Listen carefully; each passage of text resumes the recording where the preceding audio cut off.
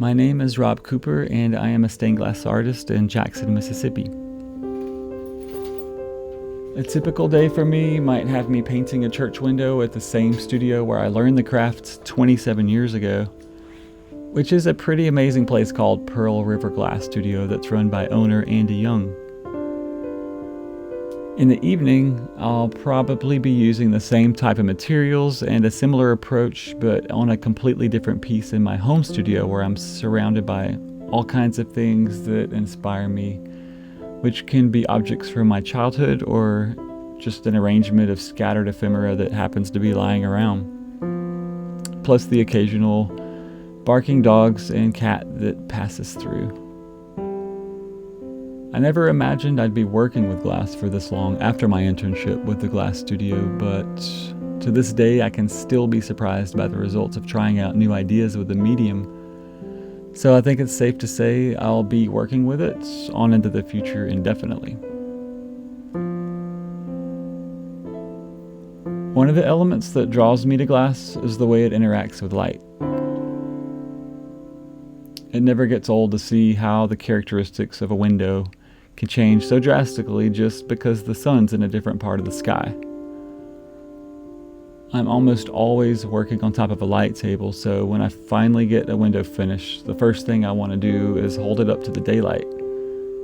Unless it's after midnight, of course, in my studio at home, and I have held pieces up to the moonlight just as well, and it's always interesting. Another compelling aspect of the medium of glass is its history.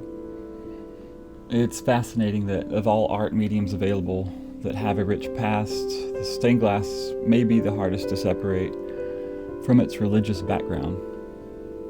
While you can practically create anything you can imagine with it, it's still deeply rooted in that history. Working for so long in that tradition has given me a deep respect and appreciation for that very history, and I still spend a lot of my time painting church windows.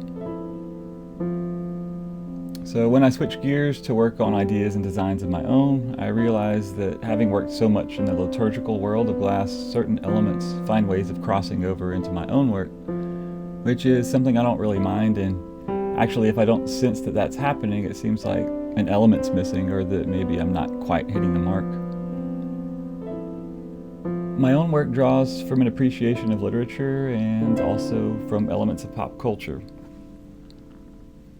It's always interesting to see if I can bring the inherent qualities of what would be called a devotional work of art into a subject that may not normally be seen in that context.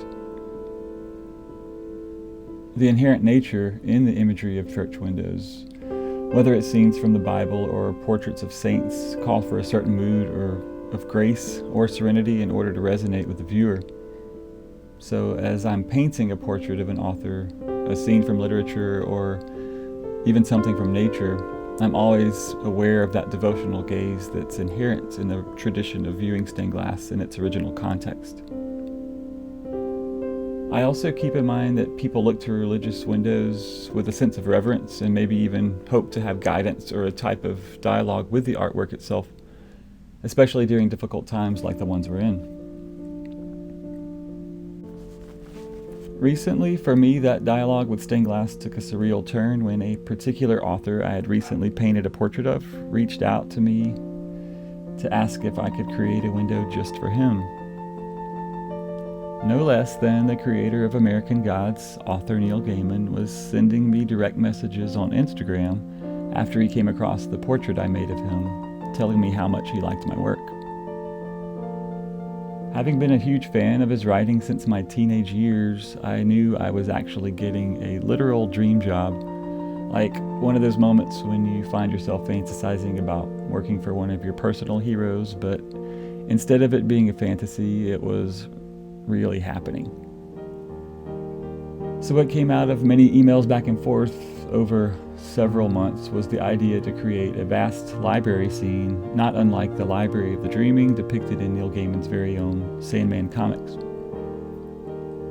And arriving at that decision, all of a sudden I had the opportunity to combine my literary interests with anything and everything that would, for me, make up the ultimate stained glass window. And later on, the window turned out to be fairly large, so it was also the first time I had to create a crate just in order to ship the work overseas.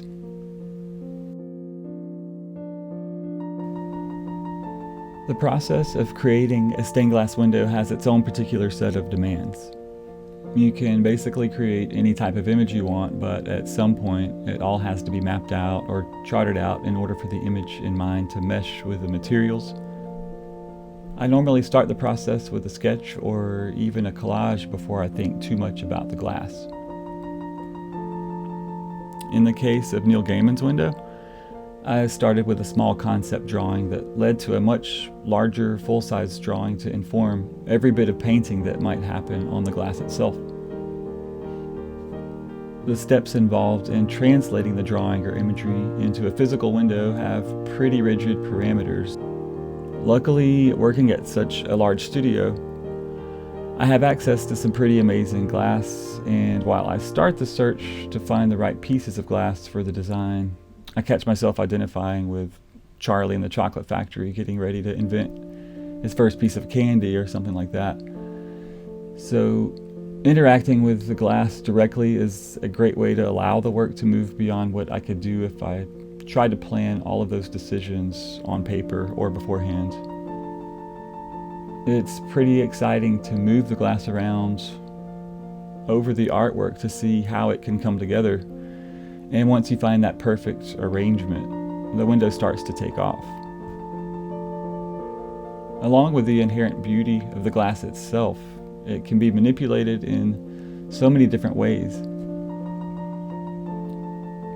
Layers of painting that get fired in the kiln is what I tend to do the most, but certain glass has the potential to be distressed or treated in a way that reveals an entirely new color underneath its surface.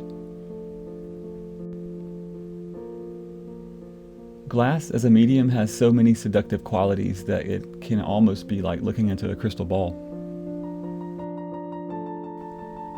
With all the different ways to get imagery onto glass, one of my favorite techniques is something I stumbled onto by accident. Acid etching has been around for quite a while, and it's certainly the most caustic and dangerous method of manipulating the glass surface. And one day, while acid etching, a manufacturer's number was etched onto a piece of glass due to the Sharpie marker residue it left behind. I realized there could be a lot of potential for mark making in a completely different way than I was used to. So over the years, I've done several pieces using that approach, which has turned out to be really effective, but it's definitely not predictable. That level of unpredictability is part of what drives my interest in creating new work, and I thrive on not knowing exactly how a piece might turn out. But at the same time, I have enough confidence with the medium to allow that to become more of a dialogue with the materials instead of being a hang-up. Glass cutting takes a predominant part of the early stages of a new window, since every piece has to be cut from a larger sheet of glass. Once all the glass is cut for a window, I make sure my imagery is ready to interpret onto the glass surface. If I'm not etching, I'll move straight into the painting process, which involves taking powdered pigments that have all kinds of toxic metals in them and working that with gum arabic and water to get a thin solution that can be brushed on and later manipulated to bring out texture and dimension. Glass paint's always fired onto the surface of the glass in a kiln in order for it to remain permanent, which also allows for a type of layering of paint to happen where each piece of glass that's painted can go in and out of the kiln several times before it's complete. Once the paint firings are done, building the windows is the next step that can either involve wrapping each piece of glass in copper foil or the more traditional method of using lead cane. At the glass studio where I work, on church windows, I rarely build the windows much since there's a really talented group of people there that take that on. I'm still part of the team at Pearl River Glass after so many years because it gives me the best of both worlds.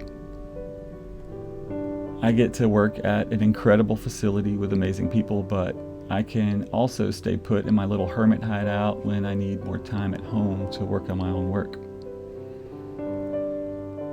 And just recently, my wife Wendy has joined the crew at Pearl River Glass to get more familiar with the craft herself. So either way, I consider myself lucky to be around so many talented people working in a field that has fascinating and medieval origins.